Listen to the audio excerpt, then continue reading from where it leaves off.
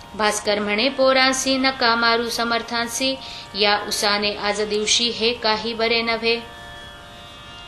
तुमचा पाटील कुळात जन्म झाला आहे सत्य, तुमचे असावे दयाभूत अंतःकरण दिनांविषयी. हे महासाधू तुम्हासी जरी न वाटतील मानसी, तरीही न दिन लेखून यासी द्यावे सोडून हेच बरे. अरे शूर जे का शिकारी, ते चाल करीती वाघावरी, उगीच बंदूक घेऊन करी न मारिती नाक तोडा. मारुतीने जाळिली रावणाची लंका भली, उगीच नाही चाल केली झोपड्या पाहून दुबळ्यांच्या. यावरी म्हणती पोरे तुमचे भाषण ऐकिले सारे, गावीचे लोक अत्यादरे योग योगेश्वर म्हणती या. म्हणून त्याचा पहाया योग, येथे आलो आम्ही चांग, यात न घ्यावा तुम्ही भाग, पहा मौज दुरुनी. उस घेऊन हातात मारू लागले समर्थाप्रत, जयशाका झोडितात ओंब्या शेती कृषीवल. परीन महाराज डगमगले, मुला पाहून हसत बसले, कोठेही ना उमटले वळ त्यांच्या अंगावर. ते पाहता पोरे भ्याली, चरणी त्यांच्या लागली, म्हणती खराचा आहे बली हा योग योगेश्वर. महाराज म्हणती पोराला, मुलांनो तुमच्या कराला असेल अति त्रास झाला, मारण्याने मज लागी. त्या श्रमाचा करण्या नाश, काढून देतो इक्षुरस, तुम्हा लागी प्यावयास, या बसा माझ्या पुढे. ऐसे म्हणून घेतला एक ऊस करी भला, हातानेच पिळून त्याला रस काढिला पात्रामध्ये. त्या उसाची अवघी मोळी समर्थांनी पहा पिळली, आणि प्याया कारणे दिली रस नभाळी पोरांस. श्री गजानन पुण्यपुरुष चरका वाचून काढिला रस, ते पाहता बालकास अति आनंद झाला. लोक म्हणती ही योगशक्ती दंतकथामुळी नसती, योगे जी का प्राप्त होती त्या शक्तीला च्युती नसे. पौष्टिक पदार्थे शक्ती येते, परीन ऐसी कायम टिकते, सशक्ता आपुल्या राष्ट्राते करणे असल्या योग शिका. हेच तत्व सुचवावयासी पाटील अर्भकांशी, करे काढून रसाशी दाविते झाले श्रोते हो. समर्थांसी वंदून गेली पोरे निघून, खंडू पाटला कारण वर्तमान श्रुत केले. दादा आपुल्या गावात गजानन ईश्वर साक्षात, त्याचा आज आम्हा प्रत आला आहे प्रत्यय.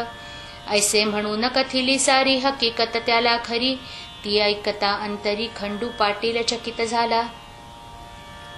मग तोही दर्शनाला समर्थांच्या येऊ लागला, परी मार्दव वाणीला मुळी नव्हते यत्किंचित. गण्या गजा ऐसे म्हणे पाटील समर्था कारणे, अरे तुरे हे बोलणे होते दोन ठिकाणी. प्रेमा अत्यंतिक जे काही तेथे ऐसे घडून येई, आई लेकराम माझी होई भाषण अरे तुरेचे. हा एक प्रकार झाला, आता दुसरा राहिला, तोही सांगतो ऐका भला सावधान चित्ताने. नोकर चाकर ही नदीन याच्या सवे जे भाषण, करीती संभावित जन तेही एकेरी स्वरूपाचे. अरे तुरे म्हणण्याची सवय पाटला पडे साची, काकी रयत गावाची लेकरे त्याची निसंशय. श्रोते याच सवयीने खंडू पाटील गण्या म्हणे, श्री समर्था कारणे काही न दुसरे कारण. गण्या गण्या म्हणे वाणी परी प्रेम उपजे अंतःकरणी, पहा नारळा लागुनी वर करवंटी खोबरे आत. याच न्याये तयाचा परिपाठ होता बोलण्याचा, वृद्धापकाळ कुकाजीचा झाला म्हणून कारभार करी. कुकाजी तो एके दिवशी बोलता झाला खंडूशी, तू जातोस प्रति दिवशी महाराजांच्या दर्शना, सांगतोस मला साक्षात्कारी गजानन एक भूमीवरी. मग कारे तुझी वैखरी, मुग्ध होते त्यांच्या पुढे. तुला नाही पोर बाळ, माझा झाला वृद्धापकाळ, नातवंडाचे बोल खेळ पाहू दे मज डोळ्याने. आज विनंती करी त्यांना स्वामी समर्थ गजानना, म्हणावे त्या करून करुणा, पोर एखादे द्या मज. तो खरा साधू असल्या सत्य, पुरतील तुझे मनोरथ, आणि माझाही अवघा हेत तडीस जाईल त्या योगे. साधू पुरुषा अशक्य काही जगत्रयी या उरले नाही, संत लाभाचा करून घेई काही आपणा उपयोग. ते खंडू ते मानवले एके दिवशी बोलणे केले, मारुतीच्या मंदिरी भले ते ऐका येणे रीती. अरे गण्या माझा चुलता वृद्ध झाला आहे आता, इच्छा उपजली त्याच्या चित्ता नातवंड ते पाहण्याची. तुला लोक साधू म्हणते दर्शन केल्या तुझ प्रती, इच्छा मनीच्या पूर्ण होती ऐसे लोक सांगतात. त्याचे दावी प्रत्यंतर उगा नको करू उशीर, तुझ्या पायी ज्याचे शिर तो का राहावा निपुत्रिक. ऐसे भाषण ऐकिले महाराज त्यासी बोलले, आज हे उत्तम घडून आले त्वा याचना केली आम्हा. सत्ताधन तुझ्या हाती तू प्रयत्नवादी असशी निगुती. मग विनंती आम्हा प्रती का करीतो सकळेना. धन आणि बला पुढे अवघेच म्हणशी बापुढे. मग कारे हे न घडे साह्ये धन बलाच्या. तुझी भव्य आहे शेती गिरण्या दुकाने पेढ्या अति. तुझे कोणी न मोडती जन शब्द या वऱ्हाडात. मग त्या ब्रह्मदेवाला कान आज्ञा करीशी भला. आपणा पुत्र द्यावयाला हेच कोडे पडले मज. खंडू करी भाषण ही गोष्ट ना यत्नाधीन. पिके पाण्यापासून येती जरी जगामध्ये. तरी पाडणे पाणी मानवाच्या न करी जाणी. दुष्काळात जमिनी पडती उताण्या ख्यात हे.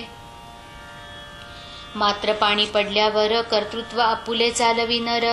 तैसाच हाही प्रकार तेथे न गती मानवाची. खंडू पाटील ऐसे बोलता हसू आले समर्था. तू केलीस याचना आता मज कारणे पोराची. याचना म्हणजे मागणे भीक हे तू आज केले देख. तुला होईल बालक भिक्या नाव ठेव त्याचे. पुत्र देणे माझ्या करी सर्वतोपरी नाही जरी. परी मी विनंती करीन खरी तुझ्यासाठी परमेश्वरा. तो ऐकेल माझी भीड त्याला न काही हे जड. तू घरचा आहेस धड रस आंब्याचा द्विजा घाली. हे मम मानी प्रमाण वचन. पुत्र होईल तुझ कारण आम्ररसाचे भोजन दर साल घाली ब्राह्मणा. हे खंडूने ऐकले घरी येऊन सांगितले. कुकाजीसी निवेदिले मंदिराचे वर्तमान. हे ऐकता कुकाजीस आनंद झाला बहुवस.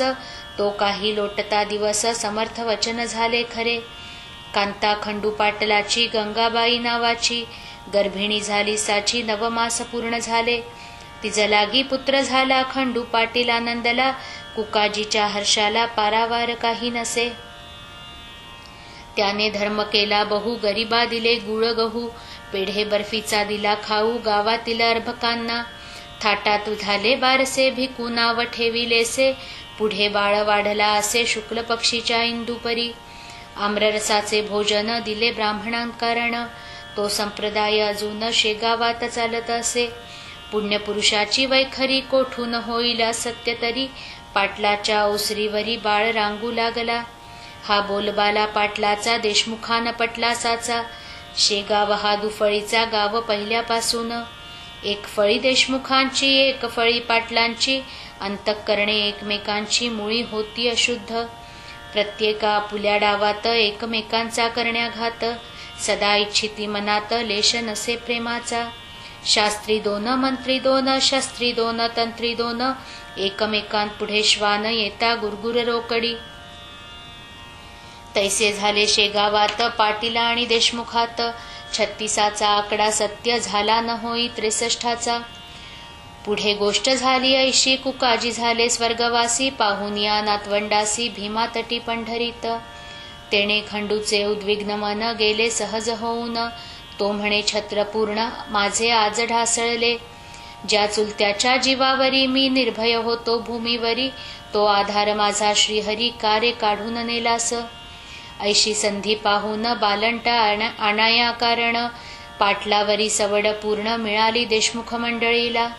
तो वृत्तांत अष्टमात सांगेन श्रोते तुम्हा प्रत.